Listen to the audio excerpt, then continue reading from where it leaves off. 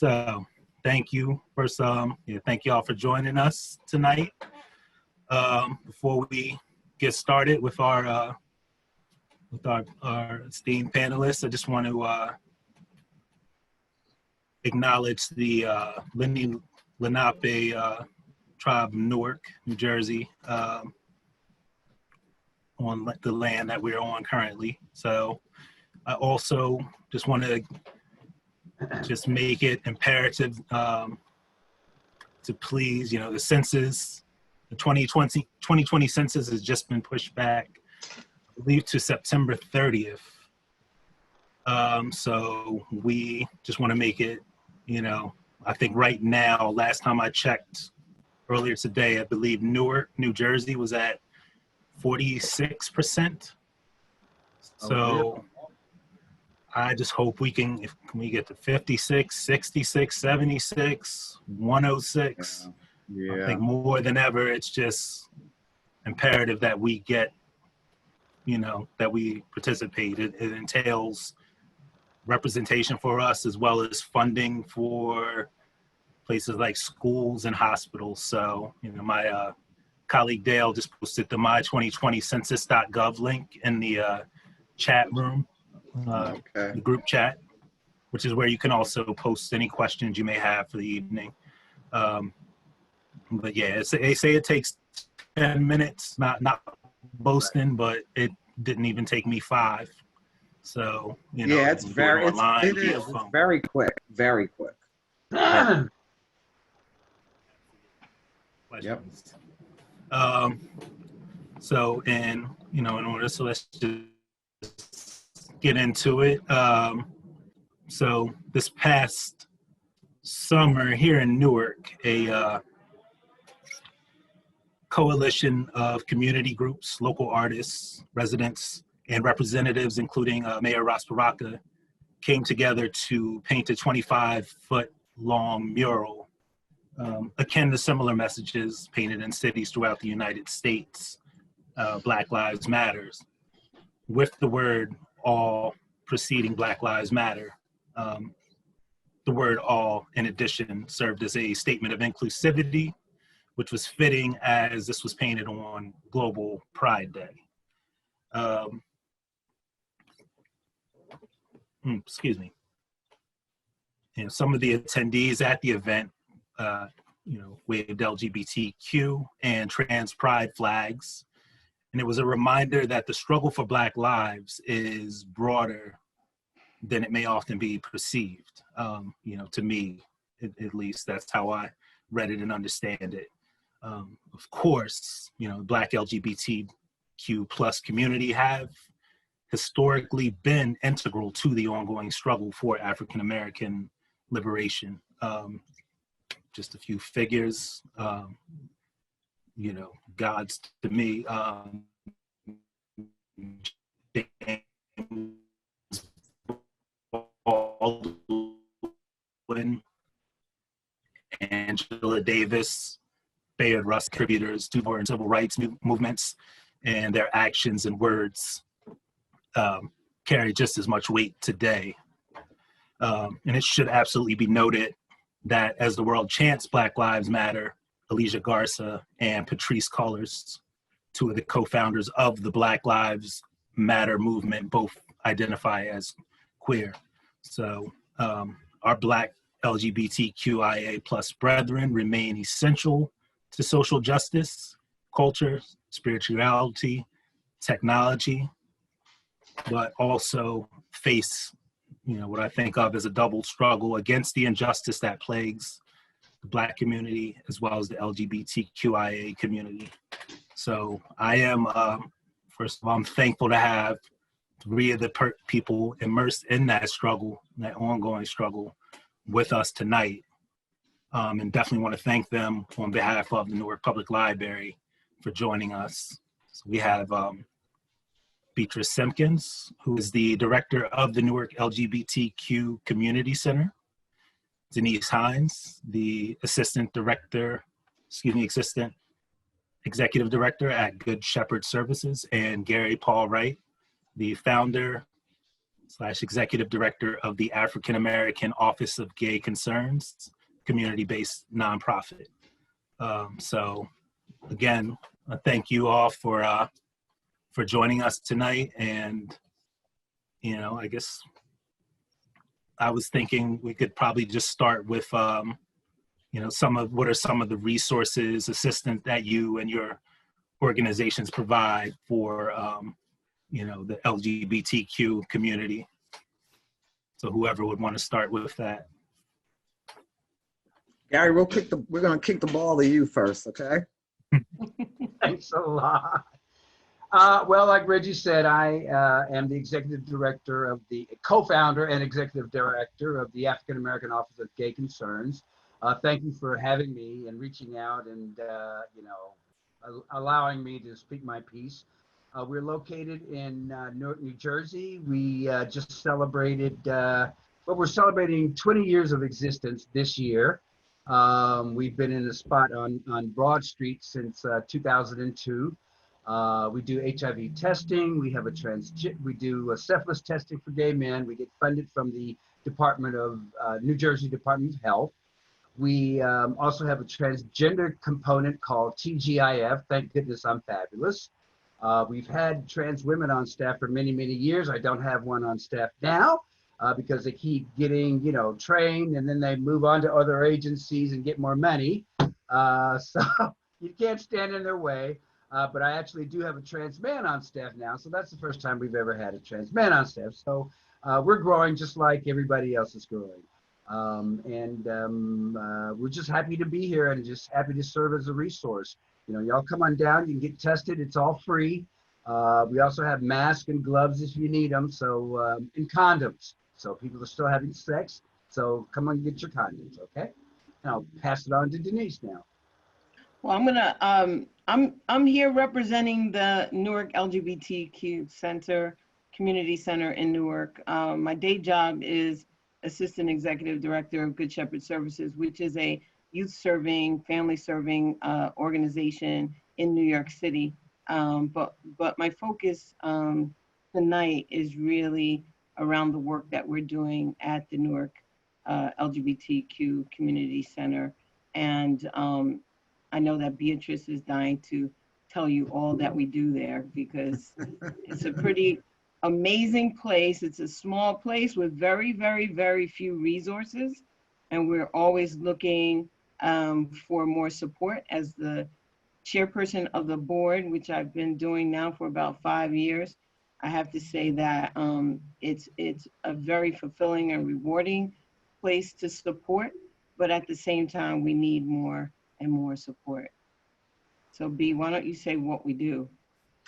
Okay, so we are in our 7th year of operation. We were created in response to, I don't know if some of you know about the murder of Sakia Gunn, which was a young Black lesbian woman who was more male identified, who was accosted on a Newark street and murdered on a Newark street. And so it took 10 years of struggle through different administrations, for the founders, the founding board and founding members. I give homage to Reverend Janice Jackson, who led the way.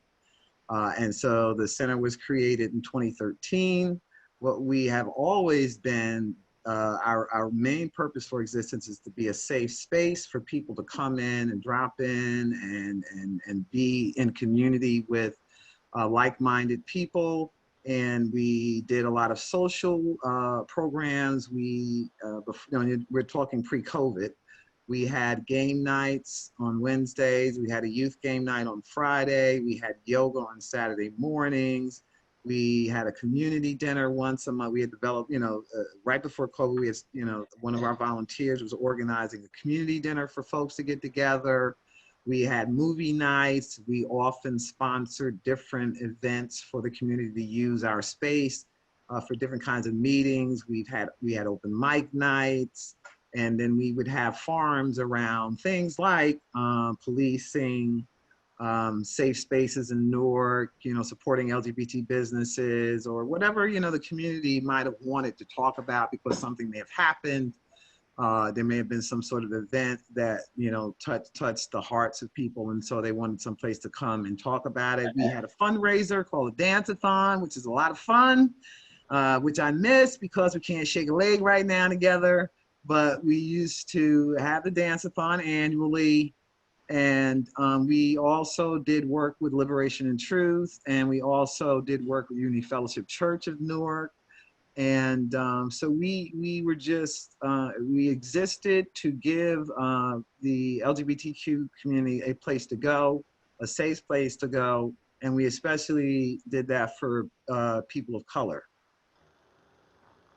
And that's who we are. Reggie, we can't hear you. Oh, let's see, just a second. You're back.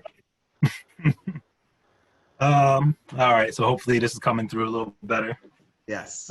So yeah, thank you. And both of these, you know, organizations, I wholly think if anyone, you know, anyone looking to support, my colleague Dale has put the links in the chat, in the group chat, which once again, I'd like to remind more people that are joining in, if you do have any questions, comments that you would like to contribute, please post them there, and, you know, we'll do our best to get to them throughout the evening.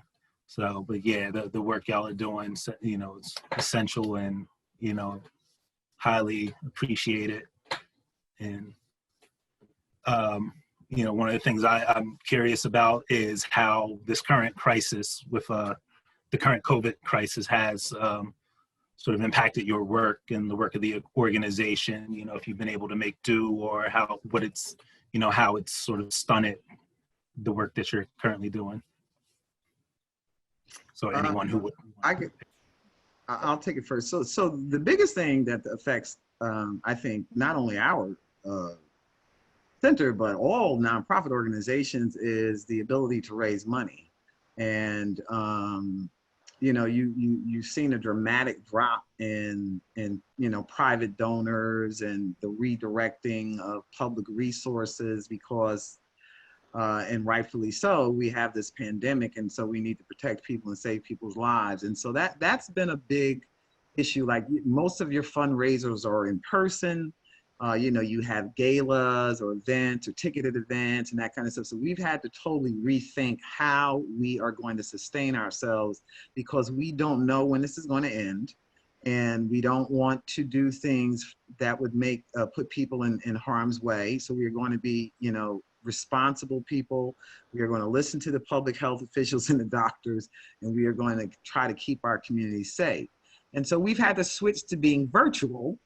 And I've had to learn how to use Zoom, and Denise, you know, all of us have had to make this huge adjustment in how we could keep connected to the people that we serve. You know, the beautiful thing about the center was we would be open mostly from afternoon into the evenings. And so people had some place to go at 6, 7, 8, 9 o'clock at night.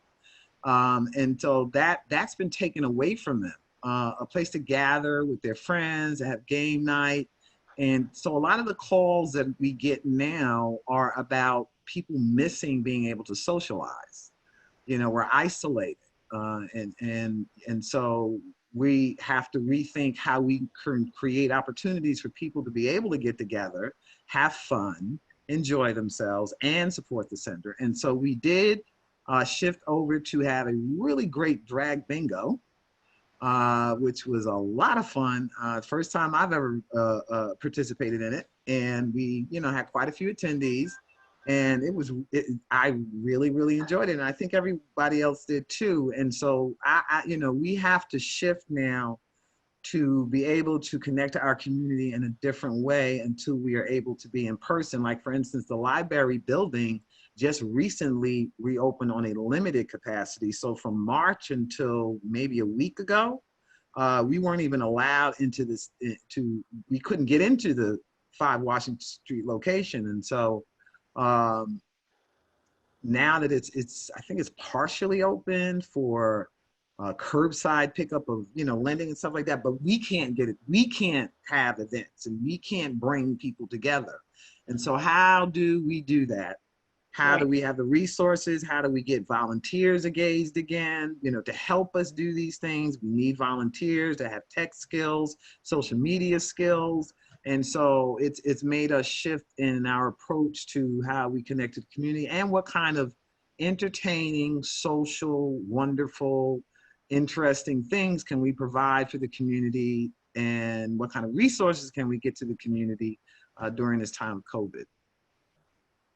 And the only thing I would add is that, you know, the center has always had to be resilient in the way that we provide our services, in particular because of the lack of funding and the lack of support. And so, you know, we were recently displaced from our building where we could be open till 9 o'clock if we wanted to, or open at 12 if we wanted to on a Saturday or Sunday.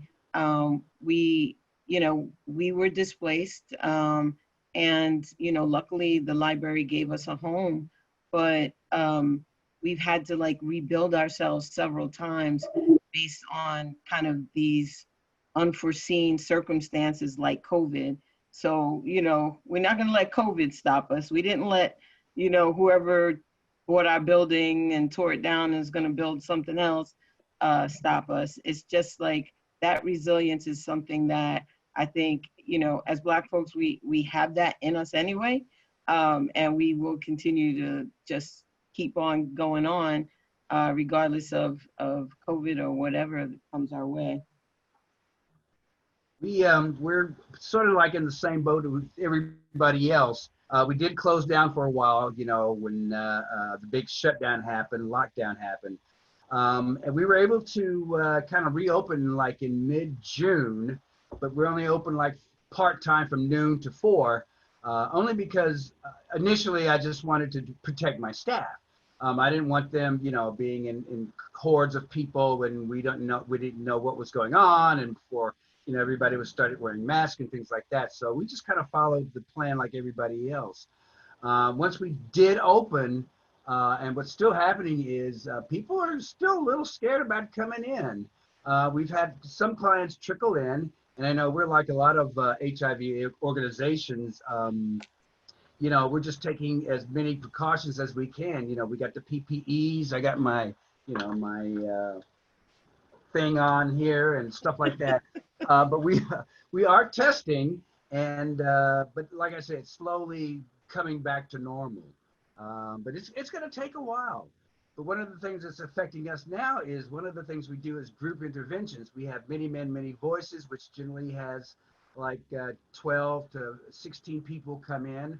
We have our girls have Sista, Saving Sisters' Lives, or Saving Our Sisters. And we can't really do that because we can't meet in groups. So now we're trying to figure out how we can try to do it, you know, maybe virtual. But some of these things, you know, like sessions are like, you know, a session, you know, 3 sessions this week, 3 sessions next week, you know, and trying to do them online is just going to be, you know, impossible because people are burned out on some of these Zoom things. And when you're talking about sex and being safe and things like that, you really need that back and forth, that interaction that you can't really do on a computer. So we're just trying to work with the state to find out how we're going to, you know, better serve our community. We can still do the one-on-ones, but the group sessions we just can't do. So we're not sure how we're going to move forward on that. And we were talking about funding. Like I said, we get our major funding from the Department of Health. I don't know what's going to happen this year because, you know, the state is running out of money too. And Governor Murphy has already said, you know, they're going to be cutting some funding for HIV programs. So that kind of really sucks as far as we're concerned, because that's you know, that's where we get our funding. We don't charge for anything for any of our services. So, you know, I think now we've got to rethink how we're going to raise funds, and, you know, who in our community has got extra money these days. Times, you know, I like, you know, as your message, as Denise said, you know, there is this sort of, you know, that as much as the odds are stacked right now, that spirit of resilience and, you know, making do and pushing forward however you can. This is about as heavy as it's been, at least in my lifetime, that I can, you know, that I can think of. But so again, the work that y'all do is highly appreciated and necessary. And I'm glad to see y'all still at least functioning, you know, in some capacity at this time, especially, you know, at a highly stressful time. So I do want to acknowledge y'all work once again, and also just to anybody who's, I know there's still people joining in, my colleague Dale has posted links to the Newark LGBTQ Center and the AAOGC, African American Office of Gay Concerns, in the group chat. Before it scrolls too far, and I know we have some local business to definitely segue into, I did catch a question on the side from Daryl Jones. One I think y'all are better equipped to handle, because, you know, I'm learning from y'all tonight as well. You know, but someone asked me, what suggestions would you give for those who want a deeper understanding and to get educated on the diverse lived experience of the Black LGBTQIA plus community and discrimination that they've faced? So I, you know, I would say these groups, but y'all, you know, probably have something better to add than I do. Well, I mean, we have, and I see here that someone said one of the great resources would be Queer Newark. Yes, that is a great resource. You have Newark Pride, which is a great resource. You have the LGBTQ Community Center, the Oral History Project. There are, you know, resources and places where people can go to get an understanding. They made all these great films and testimonies and testaments to some of the civil rights and you know, the struggles of the LGBTQ community in Newark and in New Jersey and greater New Jersey, especially for people of color. And they've done a really fantastic job of recording the oral histories. And so I would encourage people to check that out, because it's really quite wonderful. And you need to have conversations with LGBTQ people. I hope you know them. I'm sure you have a neighbor or someone around if not, we're here. That's right. If not, we're here. If you want to find out about what life is like, please come and talk to us. Send us a message over, you know, our web pages, social media pages. And some of the LGBT churches are a great place as well. You have UFC Newark, Unity Fellowship and Rivers. And Rivers, right? Mm-hmm. So you have two churches that are specifically LGBT related, and that's a great place to go and find community and talk to folks about what their issues are and what their concerns are. I think, you know, I think it's great that we're like advancing our own narratives at this time, you know? Yes. When Newark Pride Alliance first started, you mentioned Sakia Gunn and her murder in downtown Newark. That was kind of like the first meeting that I remember, you know, living here in New Jersey, that the community actually came together. And unfortunately, we came together because of, you know, tragedy. And it looks like we're doing it again, unfortunately. I mean, I know we're going to be talking about it. And thank God there are people like Beatrice and Denise around when we talk about this, that the mother of the young lady that was murdered, Black trans woman that was murdered, she had at least some resource that she could come to. You know, 13 years ago, that wouldn't have been possible. You know, and queer people have been killed and murdered, you know, many, many, many years. So now that we've rallied around each other and we can hold each other's, you know, standing up and get each other's back, you know, that's a good thing. So it took us a while to get there, you know, but we are here and we can't drop the ball, you know. Agreed. And I also feel like it's really critical that we have allies along with us. We can't do this alone. It's a very heavy load to carry, and you know, the all Black Lives Matter has to really matter. You know, we can't, you know, be in the streets screaming about it, and then we have a situation like we have right now, and have a hard time getting people to come to the table. And so, you know, when we say these things, we have to mean them, and we need everybody. Yeah. We need everybody. Yes, we do. I mean, we're one humanity, right? We share the city of Newark. We share the world together. And so we're neighbors, you know, we are community people in a shared space. We all want to live safely. We all, you know, aspire to own homes and businesses and those kinds of things. And I think what COVID has really brought out is the intensity of the gap in access to finances, access to capital, the ability to be able to walk into a bank and get a loan, the access to healthcare, access to protective equipment. You've seen the Urban League release their State of Black America report today, and it really delves deeply into how COVID has really intensified the spotlight on the huge financial, social, health disparities that have existed and the systematic things that happen to people of color and LGBTQ people that keep us from being able to live our lives fully and safely, and to be able to progress as organizations, be able to progress as individual people. And so that's another thing I think that COVID has showed us. You know, the divide is way deeper and way probably more painful than we could ever possibly imagine. And it's given us a chance to pause and recognize that. And so as people, you know, paint murals of Black Lives Matter on our city streets, which is wonderful, it's uplifting, it's fantastic, it's great to see. But now the hard work starts at systemic change, and the hard work starts at us having difficult dialogues and conversations. And the hard work starts at us being able to connect to our allies and saying, hey, we're all in this together. And, you know, rising tide raises all ships. So can we all raise together? You know, that's my little mantra right now. Good, it's good. Thank you. But yeah, the other day I posted on Facebook, I posted a picture of me in a t-shirt that said, you know, I fight HIV because Black trans lives matter. And some of the comments I got were like, you know, why just trans lives? Why just Black lives? Why just, you know, and I said, you know, I didn't say just Black trans lives or just Black lives. You know, I just made a statement that said, you know, I'm doing this because trans lives matter. Black trans lives matter.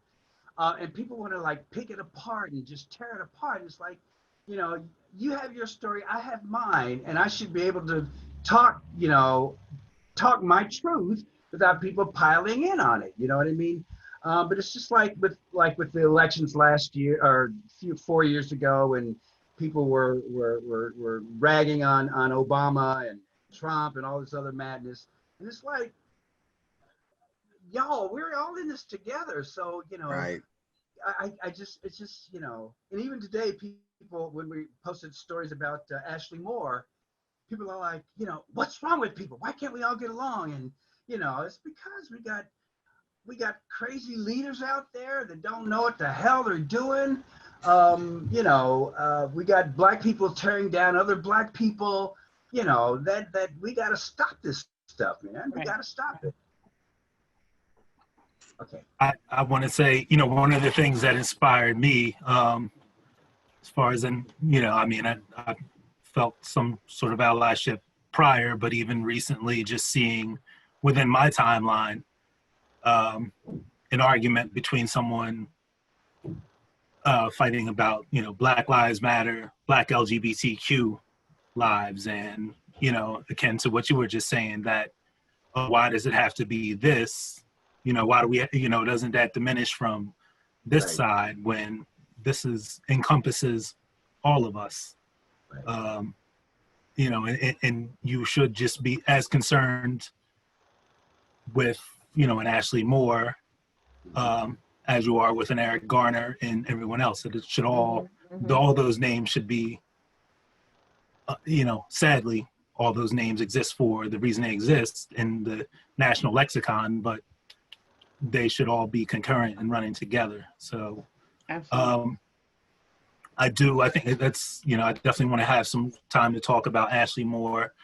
I do want to ask quickly, you know, how do you feel as far as the overall Black Lives Matter movement has been in regards to Black LGBTQ Lives. I mean, we, you know, and I guess this is more for people who don't know as much about the co-founders, two of the co-founders, you know, but has it felt inclusive overall, or like a separate entity, you know, in terms of who should be prioritized when dealing with violence against, you know, Black women, Black trans women, and men, trans men?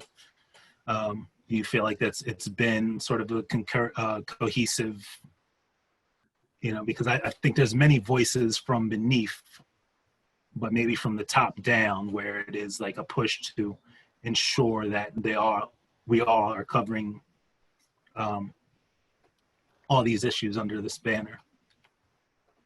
One of the things we have to realize with Black folks is we are Black folks first, okay? I remember when I was first coming out and I was working at Gay Men's Health Crisis many years ago, you know, the big argument was, are you Black and gay, or are you gay and Black, you know? And it's like, well, you know, I'm bisexual, but sorry, Pete. You know, I'm always going to be Black. You know, I'm gay and I'm outwardly gay, openly gay. But if I decide to, you know, hey, I'm tired of being gay, I can't say that about being Black. You know, I'm going to be Black till the day I die.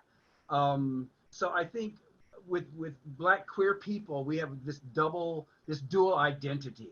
You know, we have to straddle that line because, you know, there's racism within the gay community, and then there's homophobia, transphobia within the Black community. So we've got to, you know, straddle that fence and try to bring it all together. You know what I mean? And I think that's the dual identity that we've been living with for a long time. Yeah, and I think that intersection is, you know, we have to keep pushing that both of those things intersect, and bring people along. I don't think we're there yet. I think there's, you know, we still have a lot of struggle within the Black Lives Matter movement, whatever that really is. We still have a lot of struggle to kind of like get our own footing. But I have to say I was impressed and moved that, you know, so many people came out for some of the larger Black Queer Lives Matter protests. And it really showed that there is a shift, I think, afoot in that way. But I still think we have a long way to go. We have a long way to go. You know, the fact that Black trans women continue to be murdered by Black folks, Black men in particular, we have to speak on that, and we have to figure out how to do better in our communities to educate Black men so that this doesn't continue to happen. I mean, we can't be silent to that. Yeah, and I agree with that. We, you know, we have to, you know, we is like Gary said, before anything else, I am Black, okay? I can not tell people I'm a lesbian. They could never know that, but they are always going to know that I'm Black.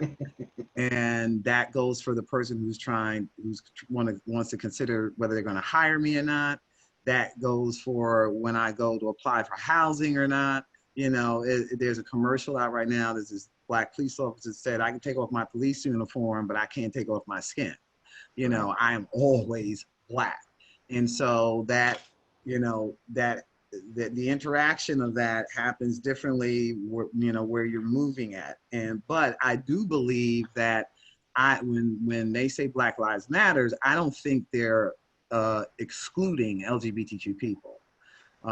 Matter of fact, some of their leadership are from the LGBTQ community. And so I think it's a good intersection. And I think we are in the process of working out, you know, how can we all best work together. But I do see that though that movement and the movement to preserve and protect and uplift Black LGBTQ people, especially Black trans women who are being victimized, you know, killed, murdered, disrespected, is definitely something that we can work together on.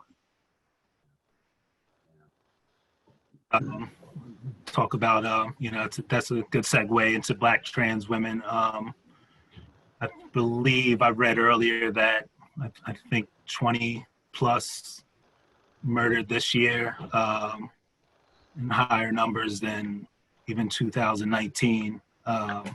I think You we know, might be at And 27. we're not finished with 2020 yet. Right. Actually, the National Transgender Center for, or the National Center for Transgender Equality just put out something. I've downloaded it yesterday, and it says that in 2020 alone, at least 28 transgender people were murdered. And this is not even counting the one that happened in Newark. So that's Wow. at least 29 that we know of, that we have names of. It is more than happened in 2019 totally. So, you know, Wow. it's ridiculous. It's painful. It's very, very painful. Yeah. Yeah. Like to the families of those who've you know, suffered this violence, and you know, it's tragic. And of course, you know, names like Mercy Mack out of Dallas, Texas, Braylon Stone from Arkansas, you know, of course, I think we really in our own backyard, we've mentioned, I think someone mentioned Sakia Gunn, and we have the Ashley Moore case, which did have which had some developments today, although, you know, it's that sort of, I think I was talking to someone earlier and sort of called it the slow rolling wheel of justice for some over others. So I guess, you know, whoever wants to, I know Beatrice, you've done some amazing work there. So I don't know if you want to start off with that, or anybody who wants to sort of talk about the developments of the Ashley Moore case, and, you know, where we're at and what's going on there. Well, the thing I will say, and then B, I know you're gonna bring this home, but I just want to say that I think that case has brought to light the importance of centers like the Newark LGBTQ Center, and other places in Newark and around New Jersey that are out there trying to protect and keep our people safe. And I'm thankful that the mom had a place like ours to lean on in a time where nobody else was really talking about this story. And, you know, she connected with B, and B, you could take it from there. But I just want to put a plug in for the importance of the work that we do, and the importance of people supporting us so that we can continue to do that work. Right. And the amazing thing about this is that Ashley's mom lives in Massachusetts, and the person that connected us lives in California. So it just goes to show you how far reaching your Newark LGBTQ Center is, that we were able to connect to people in 2 different parts of the country to deal with something that had happened right here in our own backyard. Okay. No one knew about Ashley's death on April 1st. We hadn't been contacted. None of the other LGBT community knew about it. Even the Newark Police LGBTQ liaison group that we've been working with for 2 years on upgrading their training curriculum to deal with the LGBT community had no idea it had happened. And so once I connected with the mother, she was incredibly frustrated at the fact that, number one, no one from the police ever called her to tell her daughter had died. She found out on her birthday, the daughter's birthday, through social media, because she posted a birthday message to her daughter, because that was how they connected. They didn't necessarily talk on the phone. They didn't see each other. You know, Ashley was here in New Jersey. You know, Starlet was in Massachusetts. And so she's posting this picture of her 12-year-old Ashley, and gets back all these responses about resting in peace, and was totally confused. Now she's going through this while she's at work. And so she finally called, she started out by contacting Rain. And Rain was able to give her, just confirm for her that her daughter had died. And so 3 months, let's, you know, go down 3 months to June, still nothing from the police, nothing from the coroner, nothing from the medical examiner's office, no communication as to why her child died, no conclusions drawn Police hadn't sent her the police report, although she had asked for it on more than one occasion. She had to call them. They never called her. But she did talk to me, and thank God, because of the work that we've been doing, the Newark LGBT Community Center and the other organizations in Newark, with the police department, I did have someone that I could call. And I did contact Lieutenant, and I knew that he would give me a straight answer, and that he was an honest and dedicated public servant who has always been respectful of us as we've worked with them over the last couple of years. And within 24 to 48 hours, we had more information about Ashley's death. Within a week after that, the mother had the police report. And so that brought up even more questions. There's a lot of unanswered questions around how Ashley died. And there's some real serious concerns on how the Newark police looked and viewed Ashley as a person. The fact that they made no attempt to talk to a 26-year-old's family. It is always heartbreaking to lose a child. You see a young person die in the street, you know they have to have a mother and father somewhere who wants to know what's going on with their child. And so to not do that, it really upset me. And so I went after this like a dog with a bone. And I will not rest until we know what happened to Ashley. The police department give the parents, the mother especially, the respect that they deserve. And when I tell you it's been one bungle after another. And they're not making things better. They're making things worse. Not necessarily for me, but they're definitely making things worse and uncomfortable for the family. But the point of all this is that if you have this push, you know, you're supposed to be more sensitive to our community, and you know, you've got these trainings going on and all this great, you know, stuff on paper, and you're having these meetings. Tell me why no one in the LGBT community even know this person died. Tell me why you did not reach out to not a single organization. If you were having problems finding the family, why not come talk to some of us?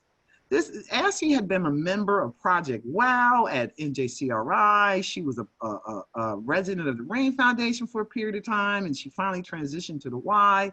She was a working person. She was saving money, was about to get her own apartment. She had a circle of friends.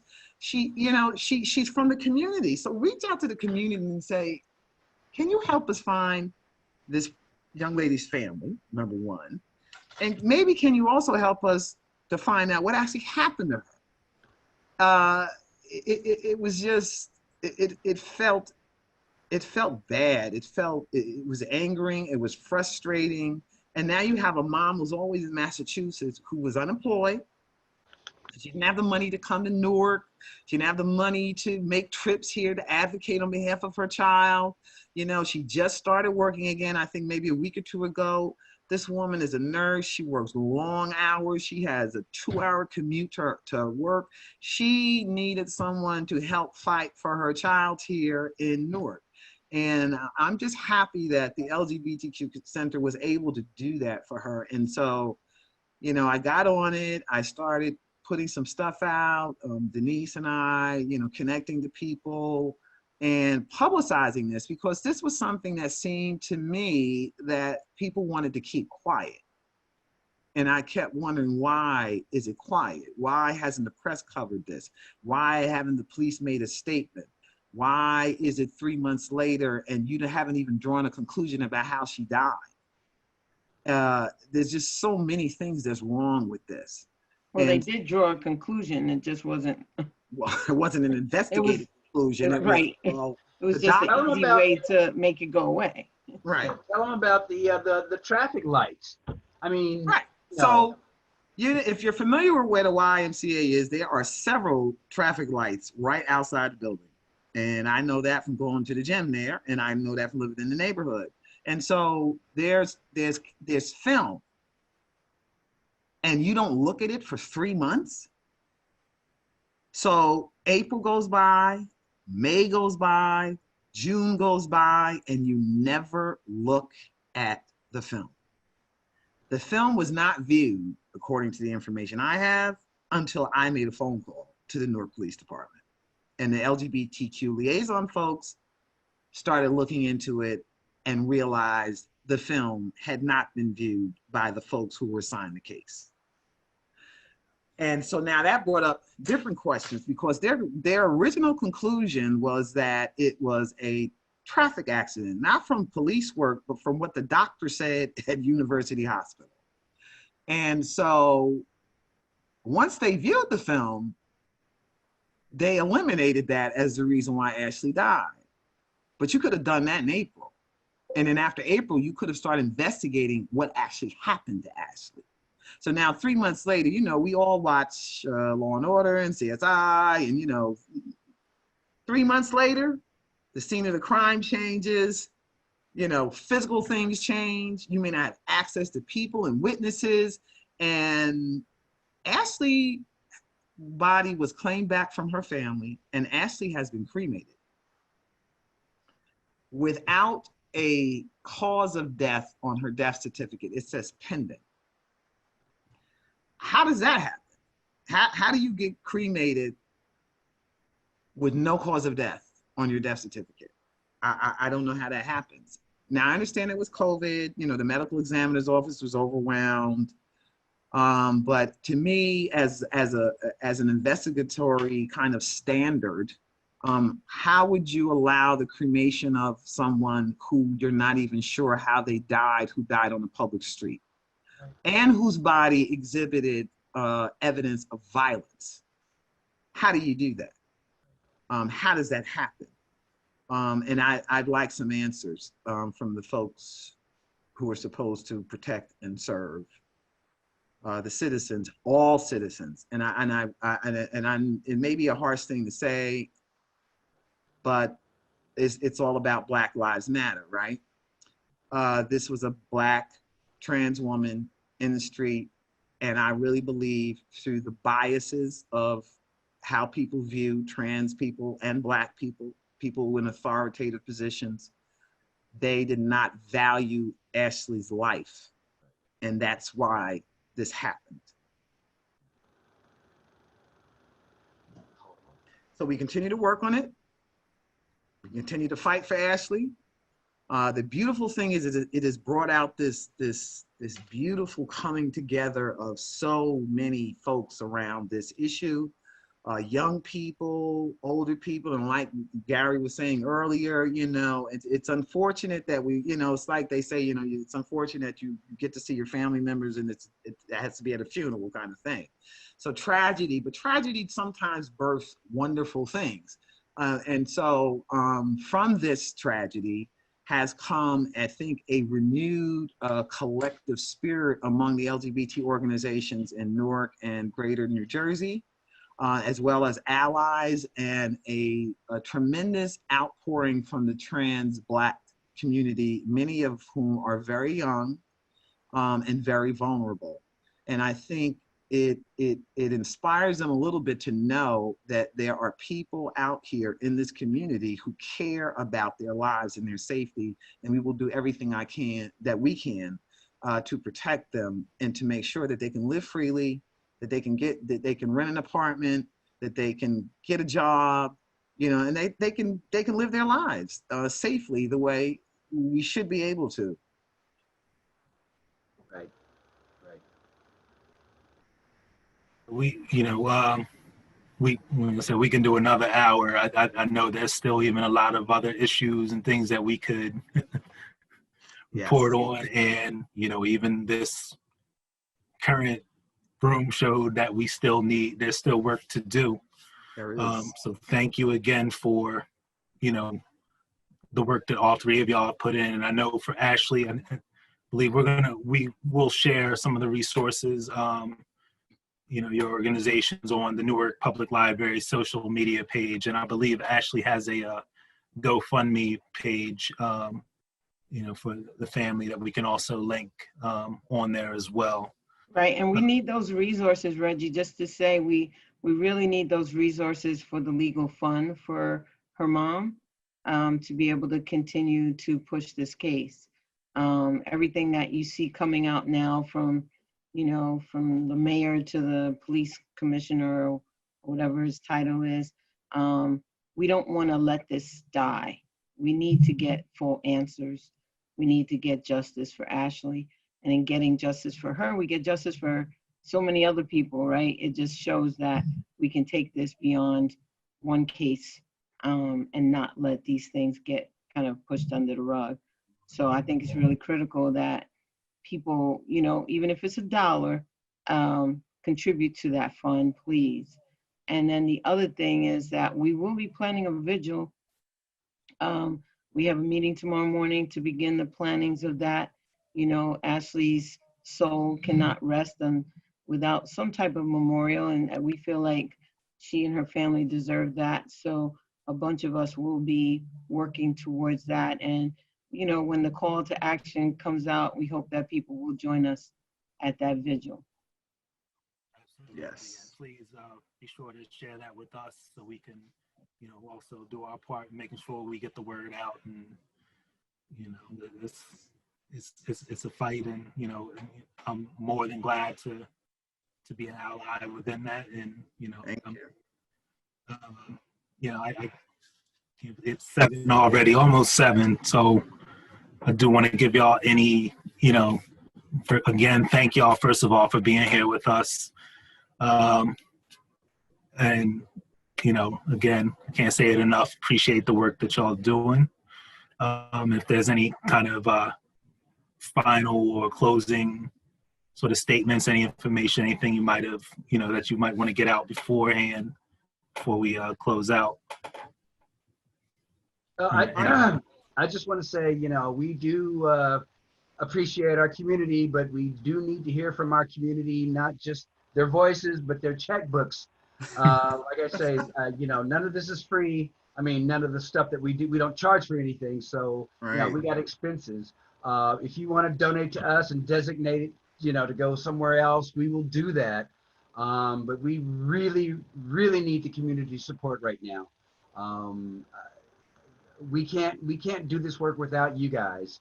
A lot of people say, "Oh, do you need volunteers?" It's like, we need money. We need money so we can pay our staffs, But the bottom line is we have gotten a lot. We do get support. We have a lot of allies out there. I enjoy living in this area. I mean, I'm from Texas originally, so I choose to live here on purpose. I just really appreciate all the support that we've gotten thus far. I see Karen Latiner, whose daughter was trans, who was our very first speaker at our first transgender summit that we did. Karen lives in California, I think, right now, or Arizona. But thank you so much, Lisa, Steve, Peter. Thank y'all for participating.